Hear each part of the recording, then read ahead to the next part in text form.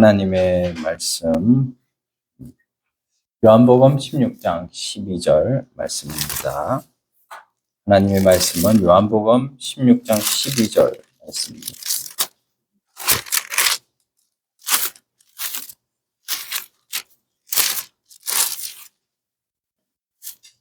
네, 174페이지 요한복음 16장 12절.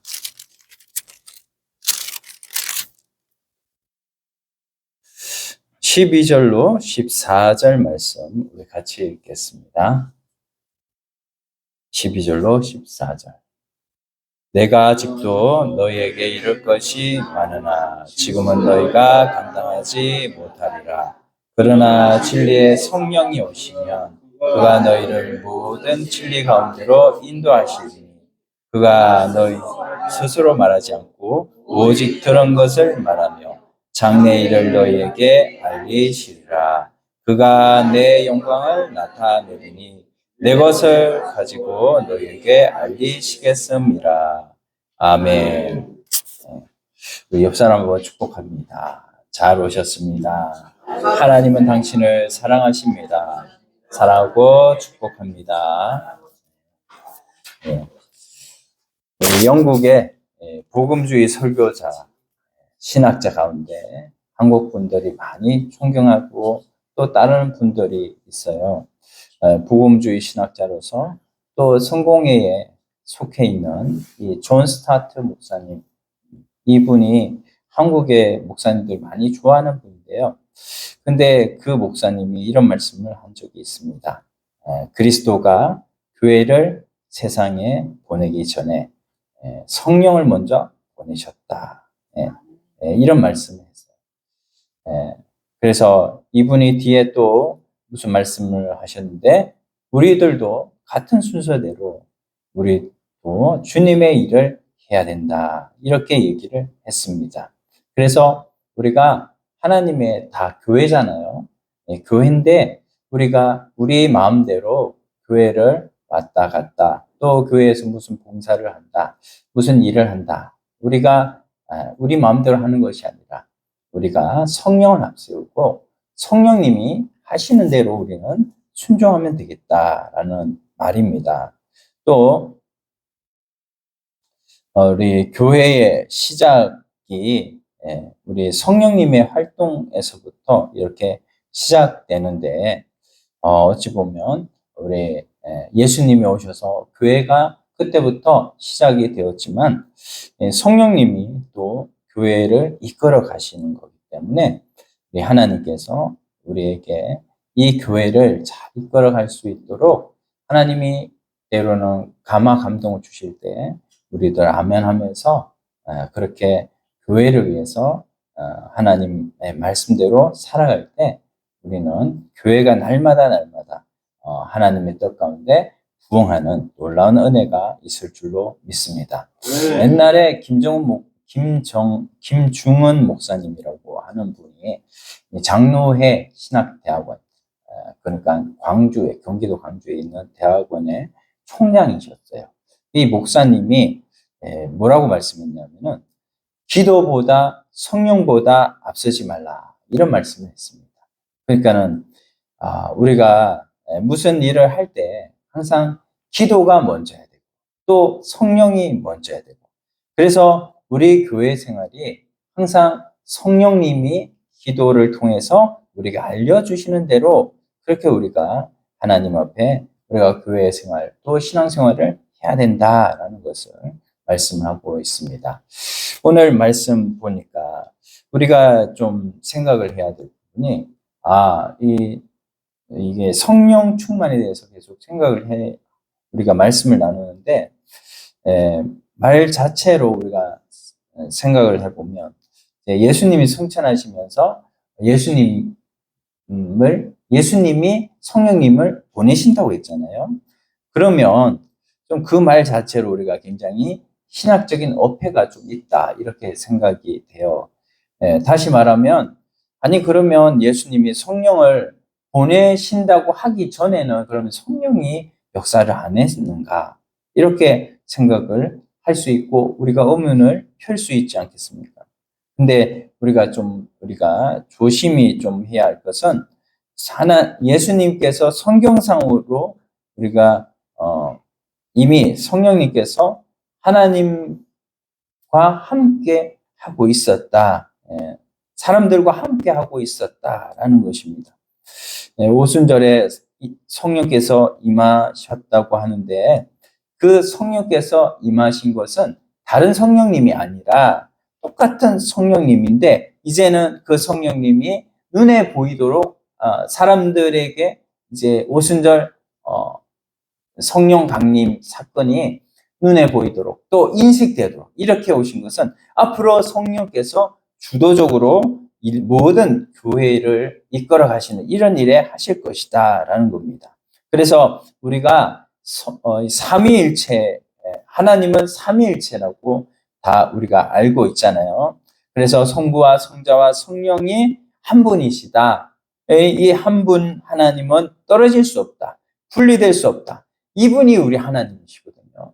근데 우리가 이 분이 항상 이렇게 한 분이시기 때문에 항상 같이 일하십니다. 우리가 일례로 보면 창세기에 가보면 태초 하나님이 천지를 창조하시고 그 다음에 하나님의 신은 수면에 운행하신다 그랬는데 하나님이 계시는데 하나님의 신이 여기 나와요.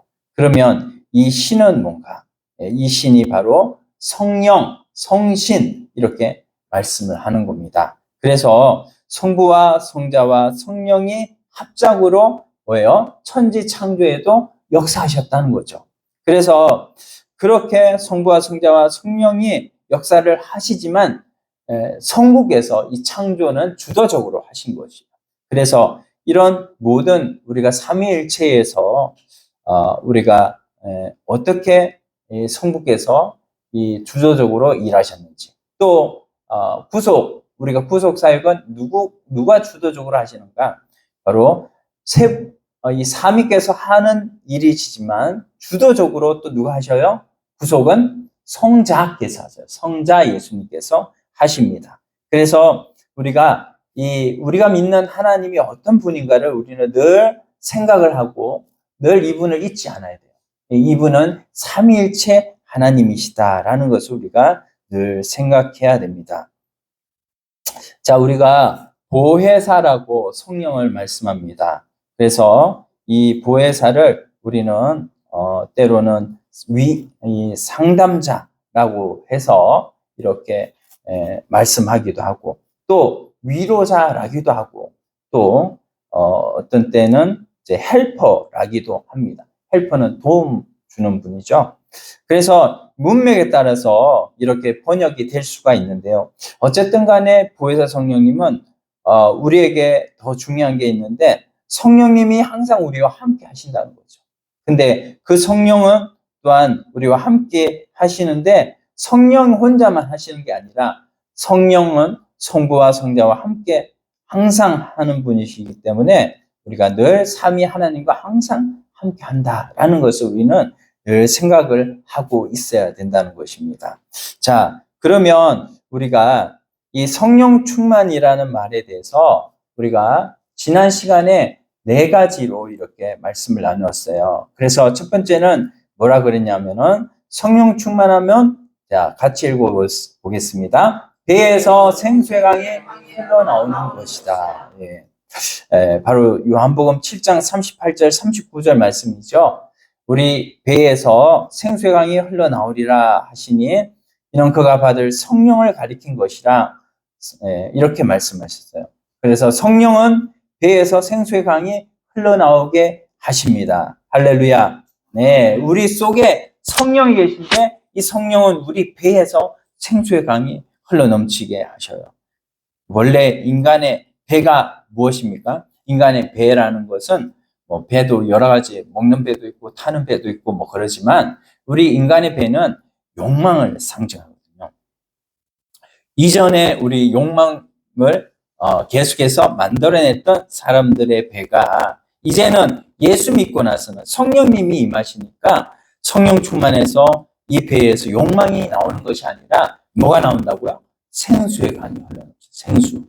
이 생수는 뭡니까? 생수는 성령 충만한 사람이 바로 이 생수를 마시면 이 생수를 통해서 생명이 공급되는 역사가 일어나죠. 그래서 성령 충만한 사람이 가는 곳이면 날마다 생수의 강이 흘러넘쳐서 그곳이 바로 천국이 되는 놀라운 일들이 벌어질 줄로 믿습니다.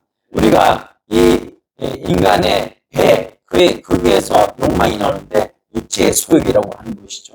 이 육체의 소욕이 흘러나오면요, 거기에서 뭡니까? 욕심이 나오고, 거기에서 분쟁이 나오고, 거기에서 악독이 나오고, 거기에서 사람 시기 질투가 나오는 것인데, 이것 모두가 다 하나님의 나라를 이루지 못하게 하고 천국을 이루지 못하게 하는 것이죠. 그래서 바울은 디모데에게 디모데전서 6장 6절로 8절 말씀에 보면 자족하는 마음이 있으면, 무슨 마음이 있으면? 자족하는 마음이 있으면 경건의 큰 유익이 될 것이다, 이렇게 말씀했어요. 그래서 우리는 굉장히 풍족한 시대를 살고 있잖아요. 근데 이런 말씀들이 또 다가오지 않을 수도 있지만 성경에는 그렇게 말씀했습니다. 먹을 것과 입을 것이 있은즉 족한 줄로 알 것이라. 아멘. 우리가 먹을 것, 입을 것이 있은즉 족한 줄로 아는 은혜가 있기를 소원합니다. 자족, 스스로 만족해라.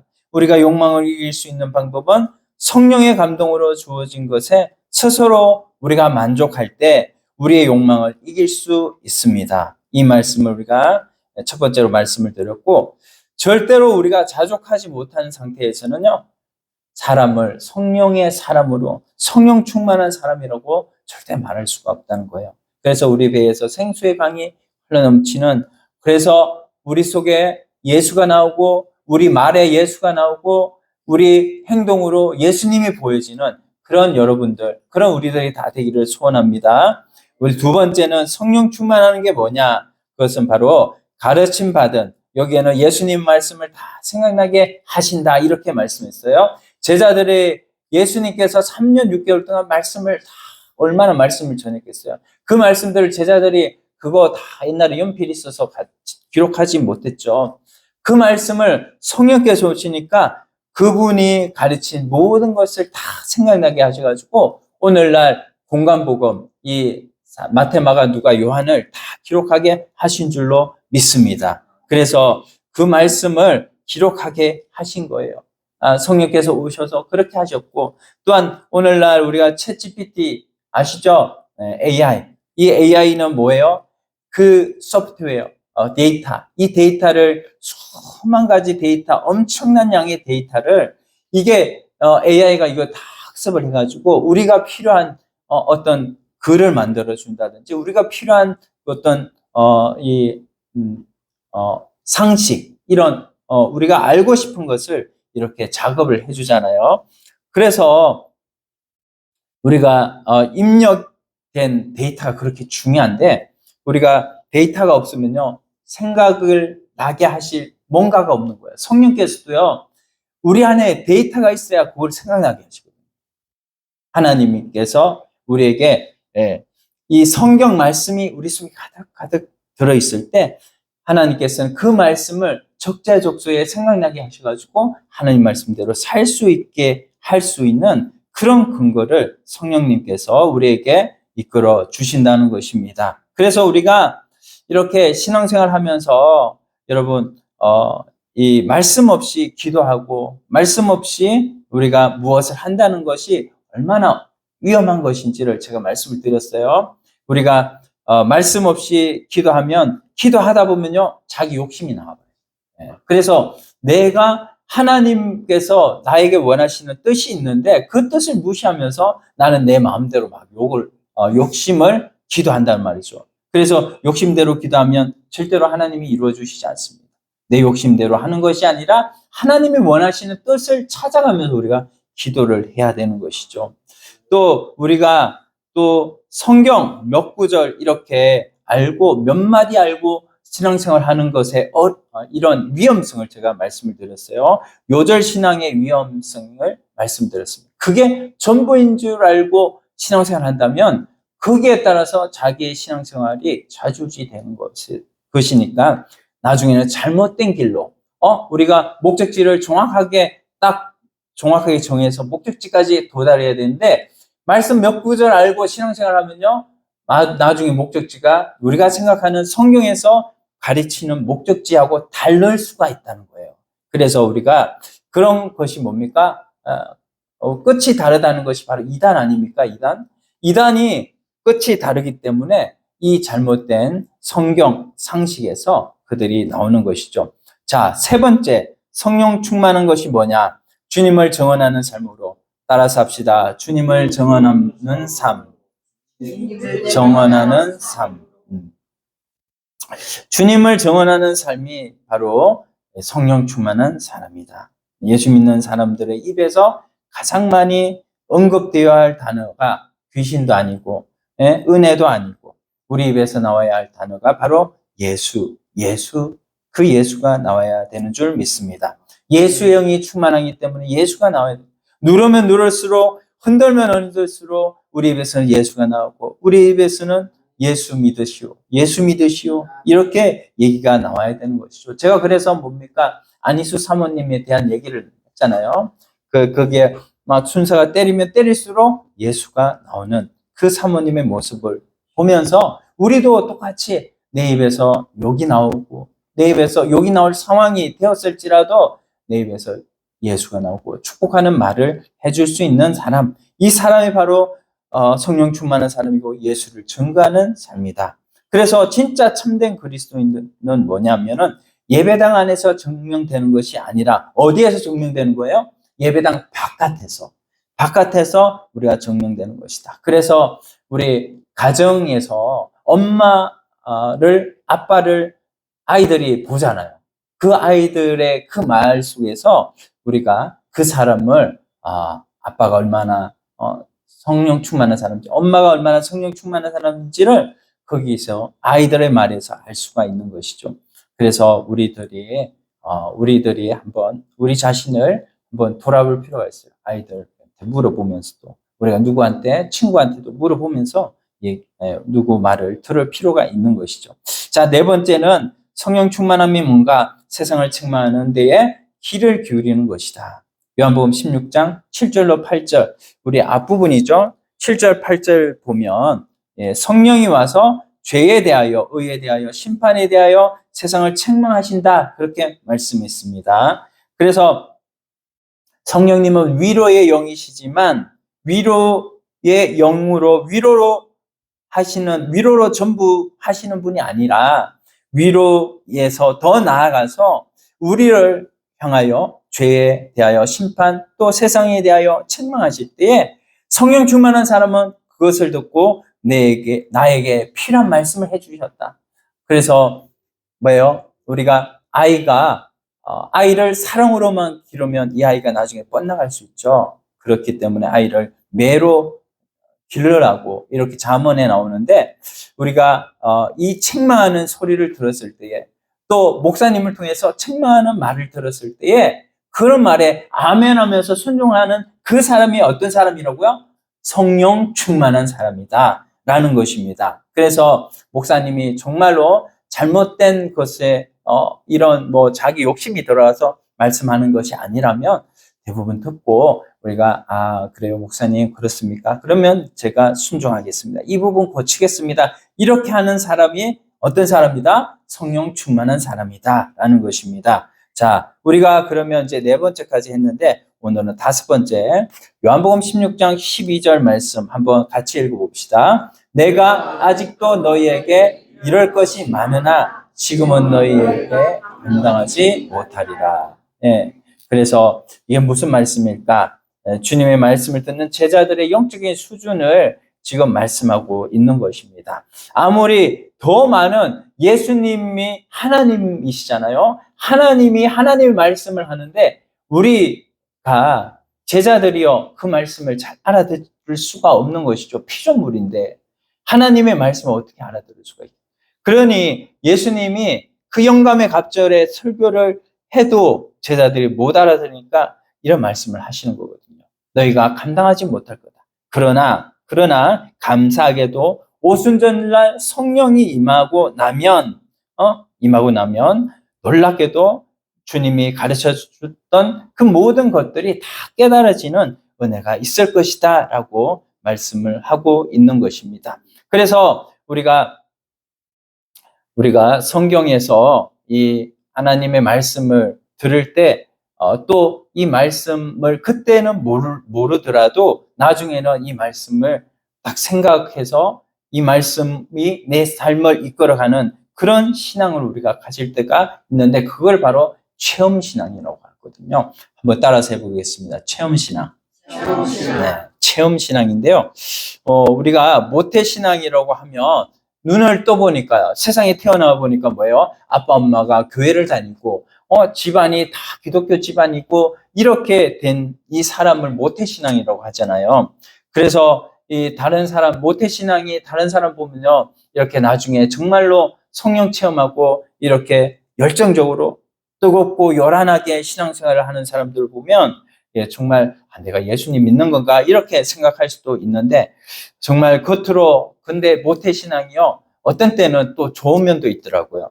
그러니까 믿음대로 살려고 하는 모습들이 교회에 막 손 올리고 찬송하고 열심히 뜨겁게 막 기도하고 막 소리 지르면서 이렇게 기도하지 않더라도 겉으로 외적으로 그렇게 보이지 않아도 그 속에 성령이 역사하시고 또 교회 예배가 끝나고 나서 집에 가서 보면 집에 가서 이 사람들에게 보여지는 모습 보면은 뜨거움은 없을지라도 그를 보면은 이렇게 예수 믿는 사람의 흔적이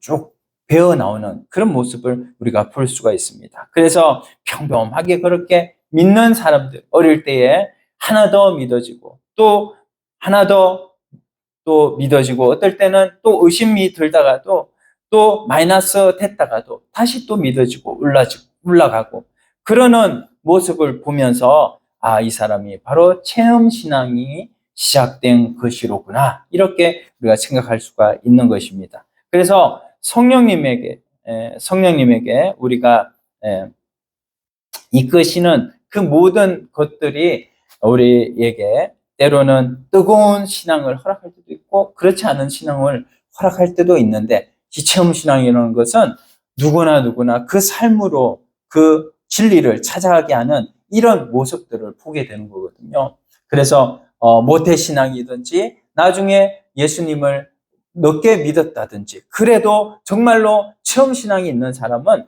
차츰 뭐를 찾아갑니다. 예수 그리스도의 그 진리 되심에 알아져가는 그런 모습들을 우리가 볼 수가 있는데요. 이것을 5번째로 우리가 보려고 하는데 자, 우리 같이 한번 읽어봅시다. 모든 진리 가운데로 인도받는 것.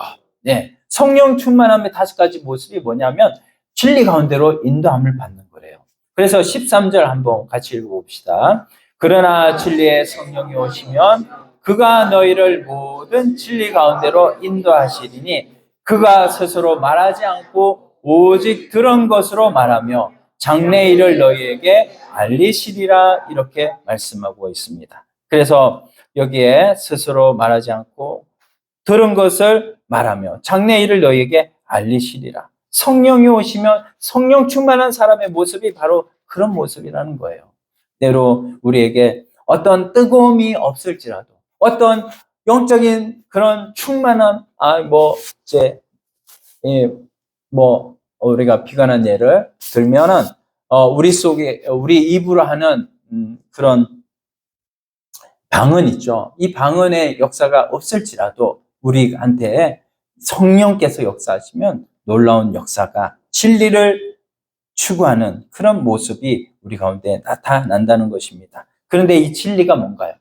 진리는 뭐예요? 요한복음 14장 6절 말씀을 보니까 내가 길이요 진리요 생명이니 나로 말미암지 않고는 어떻게 해요? 누구에게로 갈 수 없다? 아버지께로 갈 수가 없느니라 이렇게 말씀하셨거든요. 그래서 예수님이 진리예요. 예수님이 길이에요. 할렐루야.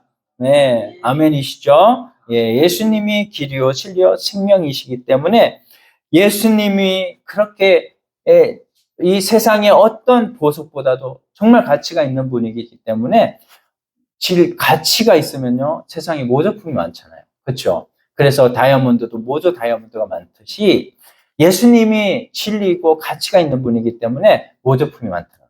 그 모조품이 뭐예요? 이단들도 있고 거기에는 뭐예요?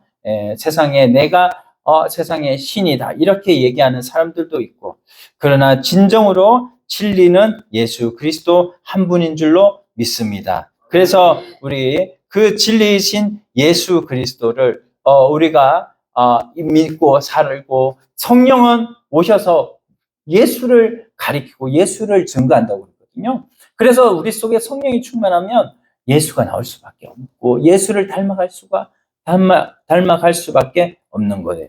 그런데 여기 13절 하반절에 보니까요, 여기 세 가지로 말씀하고 있어요.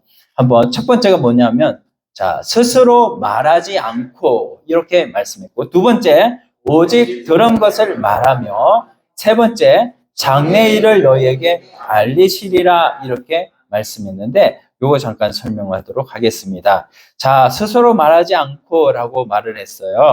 그 말은 무슨 말이냐 하면은, 성령님이 오시면요, 성령님께서 우리에게 뭔가를 감동을 주실 겁니다. 그것마저도 성령이 우리에게 감동을 주신 대로 우리가 살아가야 되는데, 이 스스로 말하지 않고, 그가 누구냐면 성령이시죠. 성령이 자기 말로 우리를 가르치지 않고, 성령께서는요, 삼위일체 하나님이시니까 성부와 성자에게서 성령이 받은 것을 가지고 우리를 가르친대요. 그 말이에요. 그가 스스로 말하지 않고. 이거는 성령 입장에서 제가 말씀드린 거예요. 그런데 우리가 우리 입장에서 한번 생각을 해봅시다. 우리 입장에서는요, 우리가 스스로 말하지 않는데요. 내가 스스로 말하지 않고 우리 속에 누가 계셔요? 성령님이 계시잖아요. 그러니까는 성령의 기도를 받아서 우리가 기도하는 것, 우리가 교회 와서 이렇게 기도하라고 그러잖아요. 우리가 하나님 앞에 나와서 이렇게 기도하는데, 기도할 때 성령님, 오늘 성령님이 우리에게 예배를 통해서, 말씀을 통해서, 찬양을 통해서, 찬송을 통해서, 기도를 통해서 하나님이 우리에게 말씀하신 그 말씀이 무엇입니까? 라고 이렇게 우리가 이렇게 기도를 해야 되고, 또 이렇게 성령께서 이끄시는 대로 나는 또 하나님 앞에 나가겠습니다. 이렇게 해야 되는 건데, 우리가 이 말이요, 얼마나 중요한지 몰라요, 여러분. 그래서 우리가 항상 이 성령님께 물어보고 기도를 드려야 된다라는 것입니다. 말을 또 그렇게 해야 된다는 거예요. 여러분, 우리가 학교나 사무실이나 누가 돈 지갑을 잃어버렸어요. 그러면 뭡니까? 사람들이 막 주위에서 수건수건합니다. 야, 제가 훔쳐간 것 같아. 쟤일 것 같아. 제가 범인인 것 같아. 막 이런 말을 하죠. 그러면 뭐예요? 그 말을 들은 그 아이나 그 직원은 뭐예요? 자신의 결백을 밝히기 위해서 뭡니까? 나중에 자살을 해요. 이렇게 말이 그렇다고 위험한 겁니다. 어느 며느리들이 그 신문에 나온 얘기인데요. 차를 마시면서 담소를 해요. 그런데 그 담소를 하는 중에, 야, 우리 시어머니 얼마나 먹성이 좋은지 몰라.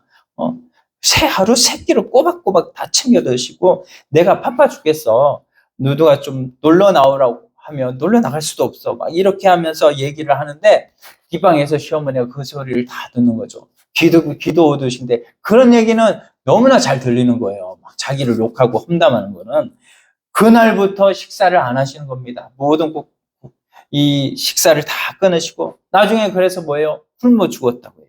이처럼 사람의 말이라는 것이요, 얼마나 이게 이 칼보다도 더 위력이 많은 게 사람의 말이라는 거예요. 그래서 우리가 성령 충만한 사람 보면요, 말을 함부로 하지 않습니다. 그래서 우리가 말이 많은 교회, 그 교회는 성령 충만하지 않는, 그래서 말이 많은 뭐예요? 분란이 끊이지 않고요. 그래서 말로 교회가 이렇게 혼란스럽게 되는 경우도 많이 보는데요. 여러분, 신앙은 훈련이에요. 그래서 우리가 어떤 분야든지 우리가 훈련이 필요한데, 말의 훈련이 참 필요합니다. 그래서 우리는 죄성이 있고요. 이 죄성이 예수님을 믿었으면서도 아직 죄성이 죽지 않았거든요. 그래서 우리가 이 육체를 입고 사는 동안에는 늘 우리는 이 죄성의 유혹을 받을 수밖에 없어요. 영향력이 있다는 거예요. 영향력 때문에 우리는 말을 늘 조심해야 되는 줄 믿습니다. 또 두 번째 뭐라 그랬어요? 들은 것을 말하며 이렇게 말씀했어요. 그래서 우리 성령님도 듣는 것을 말씀하십니다. 그래서 그 성부, 성자께서 말씀하시는 거 듣고 성령이 또 하시는 거잖아요. 우리도 자꾸 들으려고 해야 됩니다. 하나님의 음성을 들으려고 해야 돼요. 그래서 예배 시간에 자꾸 말씀을 들으려고 해야 되고요. 졸리면 필기를 또 해야 되고요. 그렇게 해야 되고, 우리가 예수님 당시 때도 베드로라고 하는 제자가 있었는데, 이 베드로가 아람어로 한번 설교를 했던 것 같아요. 근데 아람어로 설교를 했는데 성령이 임하고 나서 제자들이 이제 나가서 예루살렘 거리에서 막 복음을 전하는 아람어로 설교를 해도 이제 많은 사람들이 이 주변 나라들이 많은데 그 나라들에서 온 사람들 다 뭡니까? 자기네 나라 방언으로 다 들렸다는 거예요. 국제적인 언어로 다 들렸다는 거예요. 그게 뭡니까? 성령께서 그렇게 하신 거죠. 오늘날도 마찬가지입니다. 목사가 한 설교를 해도 그 한 설교를 각자 듣는 귀가 다 달라요. 어떻게 해요? 제가 이렇게 말해도 어떤 사람은요, 자기 형편에 따라서 자기가 말씀을 그렇게 가려서 듣는다고요. 그것이 뭐냐면 성령의 역사거든요. 우리가 그걸 하나님께서 원하십니다. 하나님께서 그렇게 듣는 것을 원하세요. 우리 설교 말씀을 듣고, 우리가 찬양을 듣고, 우리가 우리 권사님이 오늘 기도하셨는데, 그 기도 소리를 듣고, 오늘 그 기도를 듣고 또 깨달은 바가 또 각자가 있을 줄 압니다. 그래서 하나님께서는 그렇게 예배를 통해서 우리가 하나님 나라를 이루어 가시기를 간절히 원하신다는 겁니다. 여러분, 2판 4판이라는 말 들어보셨죠? 2판 4판입니다. 그러면서 막 이렇게 하는 얘기를 들어보셨는데, 이 2판 4판이 뭐냐면 불교 용어예요. 불교 용어. 2판이 있고 4판이 있는데 2판성, 4판성. 제 2판성이 뭐냐면요. 2판성은 철학적 깨달음, 좀 이론적이고 하지만 이 깨달음을 추구하는 그런 성녀가 바로 2판성이라고 합니다. 그런데 4판성은 뭐냐면 행정성이에요. 행정성. 그래서 4차의 운영 이런 거를 하는 거죠. 근데 이제 불경을 연구하고 참선에 열중하던 사람들, 이 사람이 바로 2판성인데, 이제 4판성은 이제 행정을 보는 사람이고요. 근데 어떤 주지스님들이 이제 이런 얘기가 있어요. 발령받아도 양보를 안 해요. 이제 불교에도 보면 위에서 이렇게 어디 가라 하는 스님들이 있을 거 아닙니까? 그 스님들이 이제 저기 주지스님으로 발령을 했는데 거기 있는 주지스님이 안 가려고 하는 거예요. 안 나가려고 하는 거예요. 그러면 어떻게 해요? 깡패를 동원해가지고 막 싸우는 겁니다.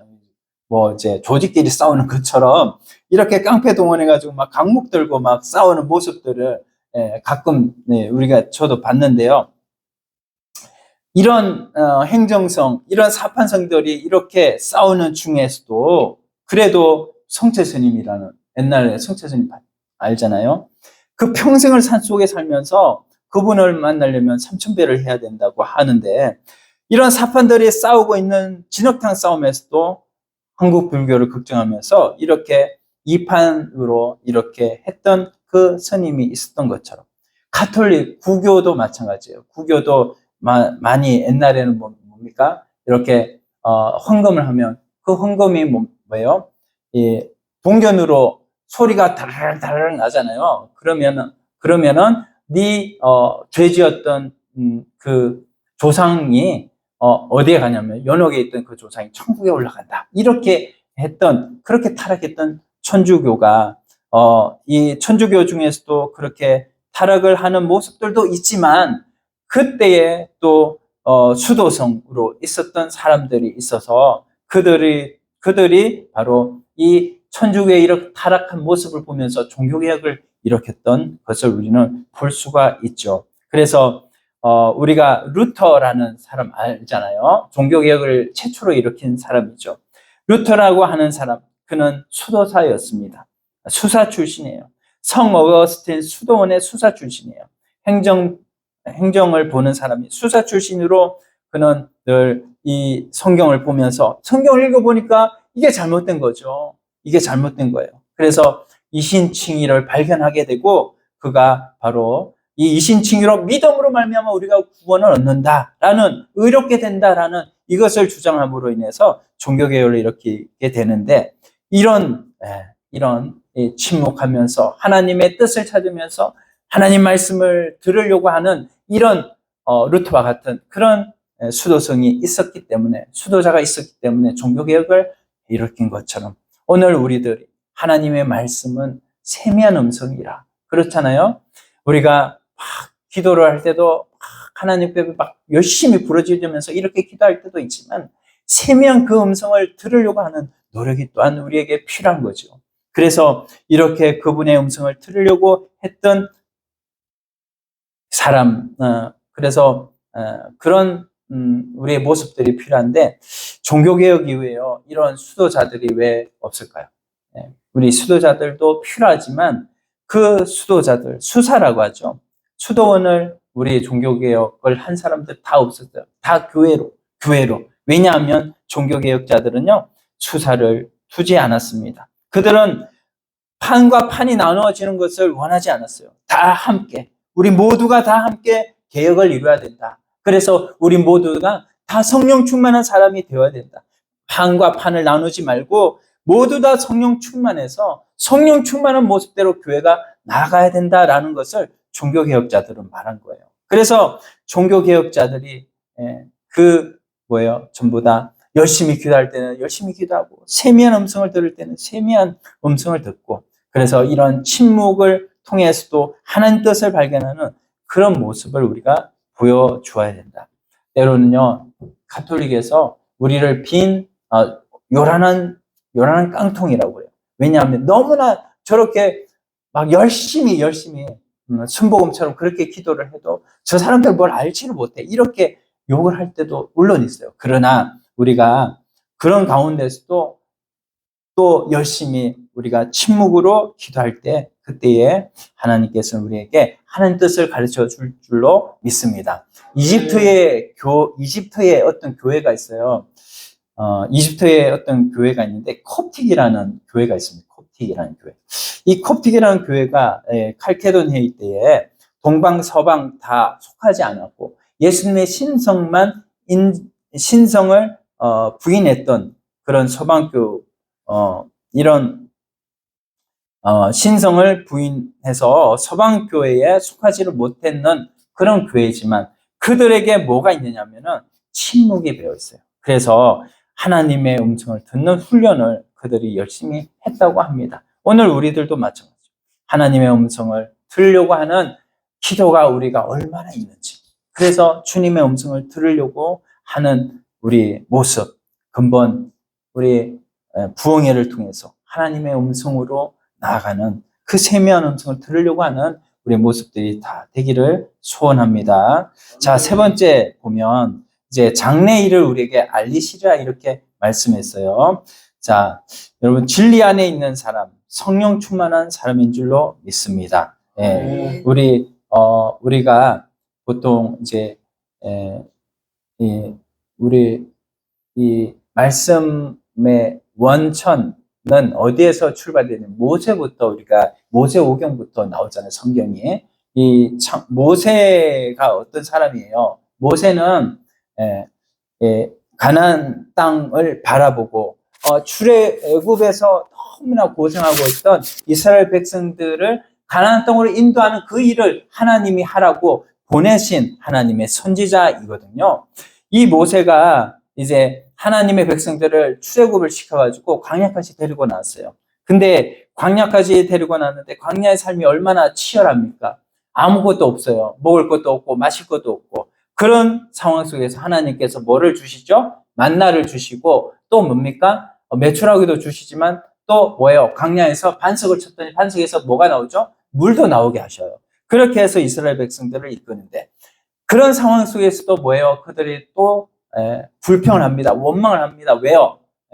그것밖에 사람이요, 거기에 익숙하다 보면, 거기에 감사가 계속해서 감사할 일들이 계속해서 이어지다 보면 또 다른 것을 추구하게 돼요. 사람의 욕심이 그런 겁니다. 그래서 욕심이 한정 없는 거예요. 그것만 해도 감사한데 그거를, 다른 거를 또 바라보는 거죠.